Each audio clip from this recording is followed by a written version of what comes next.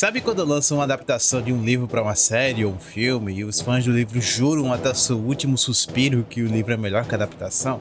Então, para a maioria dos casos isso é verdade realmente, mas nem sempre. A questão é, se você não conhece esse canal aqui, problema seu, porque é o seguinte, quando anunciaram a DLC Crepúsculo dos Deuses para o jogo Hearts of Iron 4, eu vi o trailer e pensei imediatamente, O Homem do Castelo Alto. E é disso que a gente vai falar hoje. O Homem do Castelo Alto é uma série que veio e passou.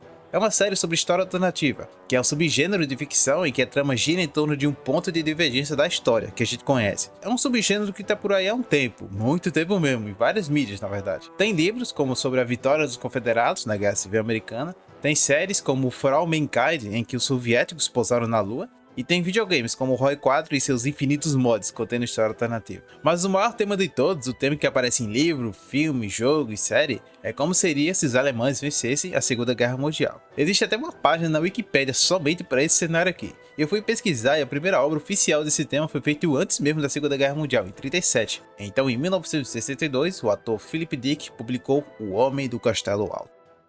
Então, no distante e longínquo ano de 2021, eu tava na faculdade ainda. Eu tinha assistido a primeira temporada da série e achei boa, na minha opinião eu gostei. Mas eu queria ter uma forma de guia pro resto, então eu parei. Então eu baixei um PDF do livro que inspirou a série e comecei a ler. Legal que eu li esse livro inteiro na faculdade, tipo, o professor dando aula lá, turma participando e eu lendo o PDF, não tinha nada a ver com o assunto. Pelo menos eu passei na faculdade, né? Mas enfim, eu li o livro todo e na minha opinião sincera, a série é melhor. Um parêntese importante pra gente fazer é que em 2021 eu tava lendo os livros de Game of Thrones. Em 2019 eu tinha terminado de ver a série, o final é a pior coisa que eu vi em toda a minha vida. Uma coisa que eu gosto no autor do George Martin é que ele faz um trabalho muito bom em realocar você para diferentes locais de diferentes pontos de vista dentro da história, entendeu? E sim, eu sou desse mesmo, que lê mais de um livro ao mesmo tempo. Então eu achava inocentemente que ia ser a mesma coisa e que seria como na série, né? Na verdade a série parece até que ela se inspira um pouco em Game of Thrones. É incrível como ela fundou esse estilo de roteiro, né, com múltiplas tramas ao mesmo tempo. Mas no livro isso praticamente não existe, eu fiquei realmente decepcionado. Esse vídeo aqui que você tá vendo é muito inspirado no vídeo do Pointless Up sobre The Boys, onde ele argumenta que os quadrinhos são uma bagunça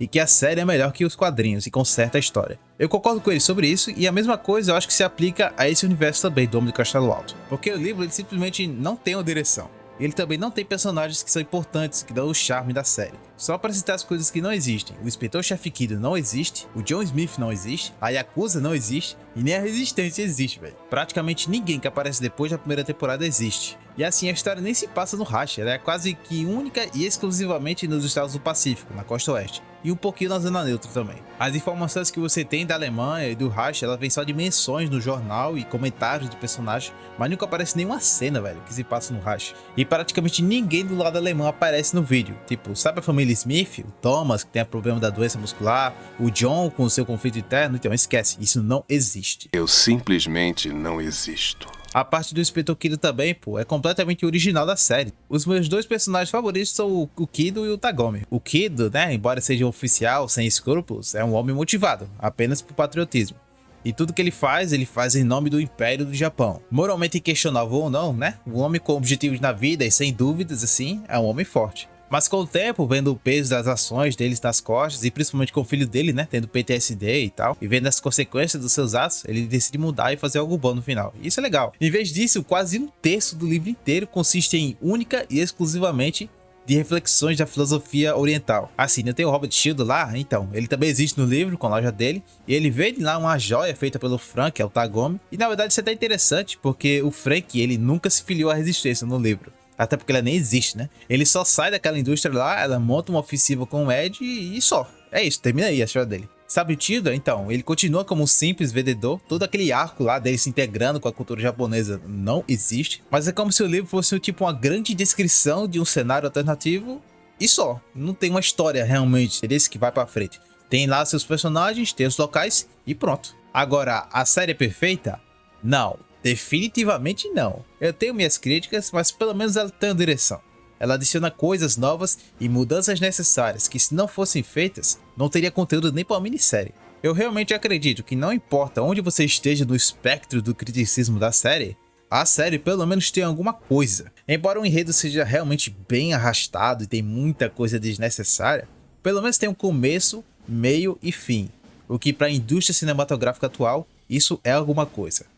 Eu acho engraçado quando o nome de um filme ou de uma série ele é usado como frase recorrente dentro de uma história. Quando se joga o Jogo dos Tronos, ou vence, ou morre.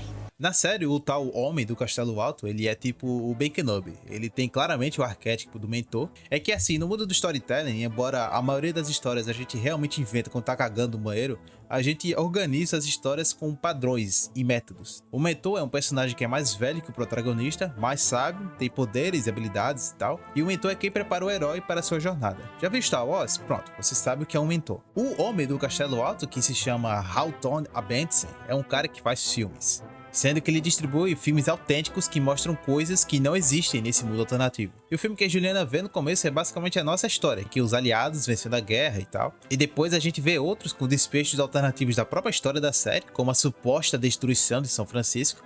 Mas aí fica o mistério, como é que o Homem do Castelo Alto conseguiu esses filmes, não é?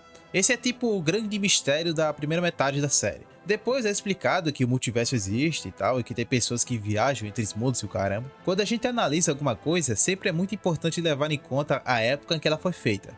O livro ele foi feito nos anos 60, e ele tem as limitações dos anos 60. E já as temporadas 3 e 4 da série foram feitas em 2018 e 2019. Sabe o que aconteceu naquela época?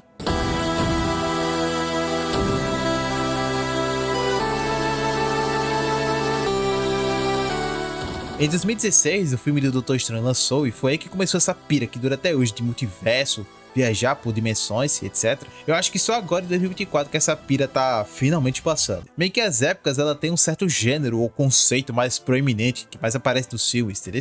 E esse lance dos multiversos começou meio que no final dos anos 2010 e só tá acabando agora, ainda bem. E goste você ou não, o Homem do Castelo Alto é um produto do seu tempo.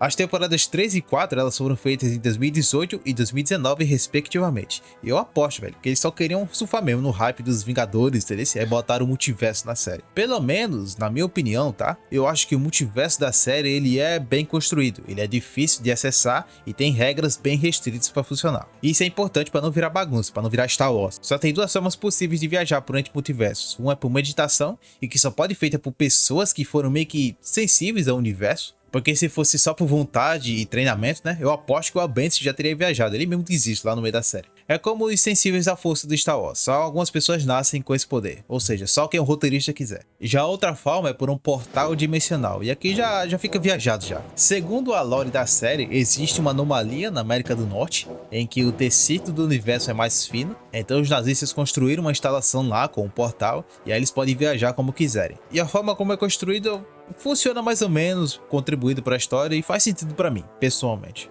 Ah, eu esqueci, o Hitler morre. Já adivinha quem assume ele? A pior escolha possível, Himmler. Enfim, eu acabei esquecendo, né, sobre a dinâmica de poder do Reich, enfim, eu falo depois. Mas na segunda metade da série, o líder da Alemanha, ele é o Himmler. E ele tem meio que um objetivo de invadir e conquistar os mundos paralelos, fazendo tipo um Lebensraum interdimensional, enfim. Não era mais fácil invadir o Japão, velho? Sinceramente, eu acho isso até plausível, porque você sabe, né, que os coisas ruins, eles sempre tiveram essas ambições megalomaníacas de conquistar o universo. E na minha opinião, esse desejo do Himmler, ele faz mais sentido, ele é a caráter mesmo. O Himmler que era o cara mais esotérico, assim, do partido. Mas tem também outra regra legal, que você não pode viajar para um mundo onde você já existe. Só para um mundo onde você já morreu ou nunca nasceu. Para mim, isso foi desculpa que inventaram para evitar o paradoxo da duplicação. Na minha opinião, eu acho que seria legal a gente ver o Jon do presente vendo o Jon do nosso mundo. Eles se encontrando, mostrando os diferentes caminhos que os personagens tiveram. Mas enfim, eu entendo a escolha dos roteiristas. O que eu ia falar mesmo agora? Assim, o elefante na sala, o Reich.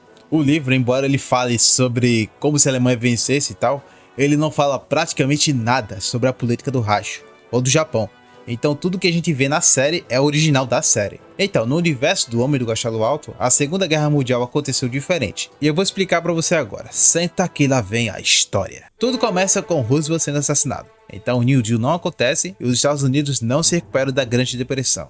Então, quando a Alemanha faz a Blitzkrieg e conquista a Europa, eles têm muito mais sucesso na Batalha Aérea da Inglaterra, porque sem o unidilista dos Estados Unidos, o Reino Unido não consegue se manter firme na linha por muito tempo. Então, o Churchill é assassinado também, e a Itália invade o Egito e conquista o Canal de Suez. Então, a Turquia entrou no eixo e a Operação Barbarossa é um sucesso. Então, o Reino Unido cai em seguida e hoje conquista a Europa inteira. Simples. Já no Pacífico, o Japão fazia um estrago bem maior em Pearl Harbor, ele praticamente destrói a frota americana toda em um ataque só, e ele também consegue derrotar a China a tempo, liberando recursos para invadir a Austrália e a Índia. Então, em dezembro de 1945, a Alemanha detona uma bomba atômica em Washington DC, matando o presidente e o alto comando das Forças Armadas dos Estados Unidos, e então em 1946, o general Patton e o general Rommel assinam o Tratado de Rendição dos Estados Unidos, e assim acaba a Segunda Guerra Mundial alternativa. Essencialmente, uma partida de ROI 4. Então, baseado nas minhas pesquisas de Wikipedia, ROI 4 e Reddit, eu não acho que as mortes de Roosevelt e Winston Churchill levariam a uma derrota completa dos aliados. Eu acho que um atraso na recuperação dos Estados Unidos ia sim afetar o esforço deles, mas não ia parar completamente. Mas uma invasão da América e a bomba nuclear alemã serão coisas impossíveis, por razões porque, enfim, a gente tá fugindo do tema. O ponto é que, segundo a wiki da série, é assim que o eixo venceu a guerra, e é assim que os Estados Unidos foi dividido. A maior parte do leste, o Canadá e o centro do país foram organizados no Reich americano, e a costa oeste, do México até o Alasca, são reorganizados nos estados japoneses do Pacífico. Ambos são meros estados fantoches das duas superpotências mundiais, e entre eles existe a Zona Neutra, que é tipo um estado neutro entre eles, que eu duvido que existe de verdade. Enfim, antes de qualquer coisa, é bom lembrar que essa é uma série feita por americanos para americanos. Então eu não fico surpreso que 99% da série se passa nos Estados Unidos. O único lugar fora da América que a gente vê mesmo é Berlim, por alguns episódios e só. No Japão, o imperador ainda é o Hirohito, até o final da série, enquanto que na Alemanha é realmente uma bagunça. Porque assim, o pintor austríaco ele morre, envenenado por uma facção dentro da Alemanha, que queria entrar em guerra com o Japão. É bom lembrar que a série, do começo ao fim, sempre vai se manter como uma série de Guerra Fria alternativa. Não é exatamente uma série de guerra, mas o John Smith, o nosso nazista favorito, revela o plano e salva o dia. E adivinha quem é o novo Führer? O Himmler. Olha que merda.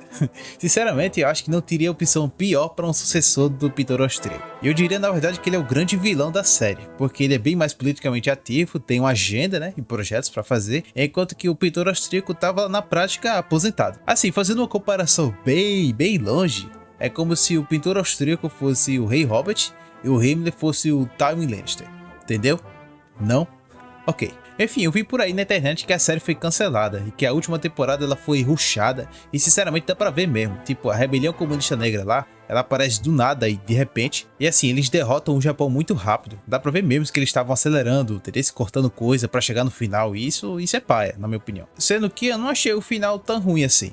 Em resumo, o John Smith, esse nome é muito bom, né? Ele faz um acordo com o general aleatório lá, eles fazem um golpe de estado no Reich, e quais são os termos? A América do Norte ganha independência e o general aleatório lá fica com o resto do Reich. E os episódios finais são um plano do Smith para invadir a costa oeste, que agora é independente, mas ele morre, ou melhor, ele se mata.